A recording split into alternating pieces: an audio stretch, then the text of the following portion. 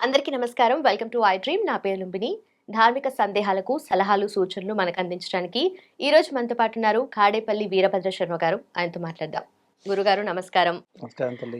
వినాయక చవితి వేడుకలైతే జరుగుతున్నాయి బయట. అయితే మనకు సెప్టెంబర్ 7న చంద్రగ్రహణం ఉంది కదా! అయితే అవును. మరి ఈ వినాయకుడిని 9 రోజులకి తీసేయాలా లేదా అనేది కూడా జనాల్లో కొంత సందేహాలున్నాయి. సో ఒకవేళ హ్మ్. తీసేయాలా? తీయకపోతే పరిస్థితులు ఏంటి అని చెప్పేసి? అయితే యథార్థానికి విషయం ఏంటంటే, మనకొచ్చినటువంటి గ్రహణం 7వ తేదీ పౌర్ణమి రోజున వస్తోందమ్మా. హ్మ్. 6వ తారీఖు శనివారం రోజున 11వ రోజు అవుతోంది. గణపతిని ప్రతిష్ఠించి. హ్మ్. అయితే గణపతి నవరాత్రాలు అనేటువంటివి జరుగుతున్నాయి కాబట్టి, నవరాత్రాలు అనగా అంటే నవరాత్రాలు అంటే 9 రోజులు అవ్వాలి. 9 రాత్రులు అయితే 10వ రోజు శుక్రవారం వస్తుంది. హ్మ్. శుక్రవారం నాడు స్వామివారిని నిమజ్జనం చేయడం అంతగా చెప్పబడలేదు కాబట్టి శుక్రవారం కూడా స్వామివారిని అట్లానే ఉంచేసి హ్మ్. 11వ రోజు అయినటువంటి శనివారం రోజున స్వామివారికి మహానివేదన ఏర్పాటు చేసి మహానివేదన అనంతరం స్వామివారికి ఉద్వాసన మంత్రాలతో ఉద్వాసనం చెప్పేసి అప్పుడు స్వామివారిని సాయంకాలం నిధులు నిమజ్జనం చేయొచ్చు. హ్మ్. కొంతమంది 11 రోజుల వరకు కూడా ఉంటుంది గదా! ఉమ్. సో, దాని గురించి అంటే ఇప్పుడు మళ్ళీ చంద్రగ్రహణం వెళ్ళిపోయిన తర్వాత గూడా చేసినా ఏం లేదు పర్వాలేదంట. లేదమ్మా, 11వ రోజు 6వ తారీఖు శనివారమే 11వ రోజు అవుతుంది అనమాట. హ్మ్. హ్మ్. అయితే చంద్రగ్రహణం జరుగుతున్నప్పుడు స్వామివారు అలా ఉంటే స్వామివారు మళ్ళీ మైల పడిపోతారు. హ్మ్. అంటే మనం ప్రత్యేకంగా ప్రతిష్ఠించి తీసుకొచ్చి పెట్టినటువంటి మూర్తి కాబట్టి. దేవాలయాల్లో మూర్తులుంటాయి. అవునవును. వాటికి మళ్ళీ శుద్ధి చేస్తారు, సంప్రోక్షణ చేస్తారు. అంతవరకు వాటికి ఇబ్బంది లేదు. మరి ఇవి ప్రత్యేకంగా మనం 9 రోజుల కోసం మాత్రమే ఈ కార్యక్రమం మనం స్వామివారిని తీసుకొచ్చి మనం పెట్టాం. 9 రోజులనేటువంటివి 4వ తారీఖు లక్షవారం రాత్రితో పూర్తయిపోతున్నాయి. 5వ తేదీ శుక్రవారం 10వ రోజవుతుంది. ఓకే. శుక్రవారం నాడు స్వామివారిని నిమజ్జనం చేయడం, ఉద్వాసన చెప్పడం కొంత పవిత్రంగా భావిస్తాం కాబట్టి, శుక్రవారం నాడు ఇంటి ఆడపడుచును కూడా మనం ఇంట్లోంచి బయటికి పంపించాం కాబట్టి, స్వామివారిని కూడా శుక్రవారం కూడా పసుపుతో కూడుకున్నటువంటి మూర్తులు కూడా ఇంట్లో ప్రతిష్ఠించుంటాం కాబట్టి, సో, శుక్రవారం స్వామివారి నిమజ్జనం చేయడం కుదరదు కనుక శాస్త్రరీత్యా 11 రోజు అయినటువంటి 6వ తారీఖు శనివారం రోజున స్వామివారికి మహానివేదన ఏర్పాటు చేసి, ఆ తదుపరి స్వామివారిని నిమజ్జనం చేయొచ్చు. హ్మ్.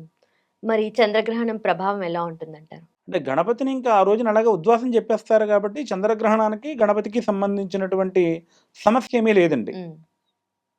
అంటే ఎవరికైనా ఇప్పుడు ఉదాహరణకి ఎవరైనా కొంతమంది 9 రోజులు స్వామివారిని ప్రతిష్ఠిద్దామని పెట్టుకున్నారు ఉదాహరణకి.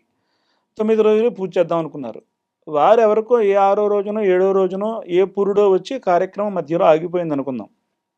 ఉదాహరణకి. హ్మ్. నవరాత్రుల్లో చేయడానికి వాళ్ళు ఆ యొక్క ఇంట్లో గదిలోకి మళ్ళీ వేరే వాళ్ళని పంపించడం కుదరదు కాబట్టి, వాళ్ళింకా స్వామివారిని పూజ చేయడం అది కుదరదు కనుక, ఇంక ఈ గ్రహణం అది అయిపోయిన తర్వాత ఎవరినైనా ఒక అర్చక స్వామివారిని తీసుకొచ్చి, చక్కగా పుణ్యాహవచనం, అలాగే సంప్రోక్షణ మంత్రాలతో ఆ స్వామివారిని సంప్రోక్షణ చేసి, ఆ తదుపరి స్వామివారిని యథాప్రకారంగా నిమజ్జనం చేయొచ్చు. అదేమి దోషం కాదు. అలాగే గురుగారు నిమజ్జనం అప్పుడు ఎలాంటి పద్ధతులు పాటించాలి? ఎందుకంటే ఎవరికి తోచినట్టుగా వాళ్ళు చేసేస్తూ ఉన్నారు. కానీ చాలా పొరపాట్లు జరుగుతున్నాయి కదా!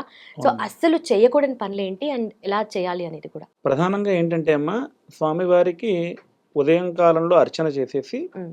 ఉదయకాలార్చన అయిపోయిన తర్వాత స్వామివారికి మహానివేదన ఏర్పాటు చేయాలి. అంటే సాధారణంగా ఆయనకి మహానివేదన పెట్టినప్పుడు కనీసం కొంతమంది పిల్లలకైనా ఓం బాలగణపతయే నమః అని పేరు కాబట్టి స్వామివారికి గణపతి పూజ జరిగేటువంటి చోటుకి ఎక్కడైనా పిల్లలు వస్తే గనక గణపతి వెంటనే సంతసించేస్తారట హ్మ్. పిల్లలొస్తే. కనుక పిల్లలకైనా కనీసం అయ్యో! మాకు సాగింది మేము 5,000 మందికి భోజనం పెట్టుకుంటాం, 10,000 మంది పెట్టుకుంటాం మీ ఇష్టం. హ్మ్.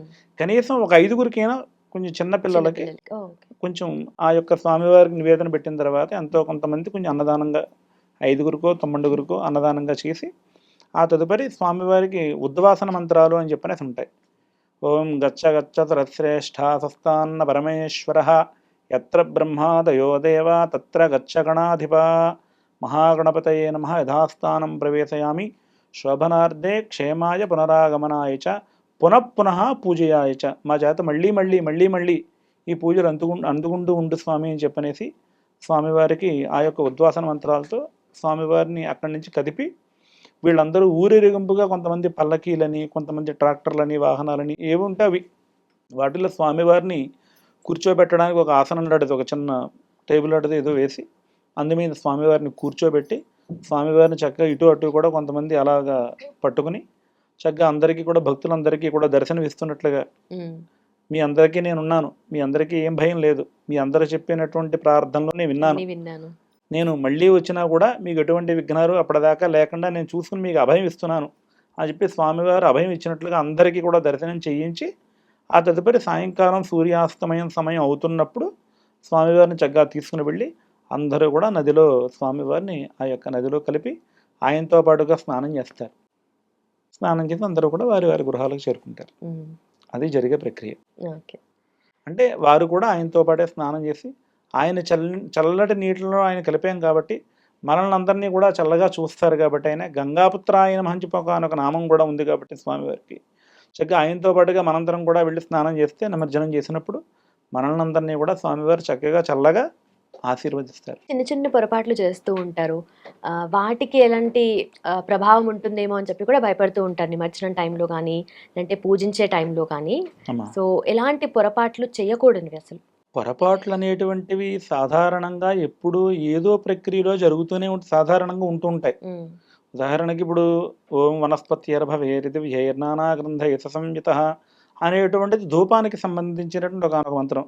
అంటే స్వామివారికి అగరొత్తులు వెలిగించి చక్కగా ఎడం చేత్తో పుచ్చుకుని దాని స్వామివారికి ధూపం ఆరగింపు ఇవ్వాలి. ఉమ్, అంటే ఇప్పుడు ఉదాహరణకి ధూపం జరుగుతుంటే దీపమంత్రం చెప్పేయడం, దీపమంత్రం జరుగుతుంటే నైవేద్యం పెట్టేయడం, ఆ, అలాంటి పొరపాట్లు అంటే అనేక రకాలుగా ఉంటూ ఉంటాయండి. ఇప్పుడు కొంతమంది కాళ్ళు కూడా కడుక్కోకుండా అక్కడికి వచ్చేస్తూ ఉంటారు. అంటే ఆయన భగవంతుడు. తల్లిదండ్రులే ఉదాహరణకి ఇప్పుడు మీరు ఓ ప్రాంతం నుంచి మరో ప్రాంతానికి వెళ్ళారు, మరో ప్రాంతంలో ఏదో ఉద్యోగం చేస్తున్నారు జీవన భృతి గురించి.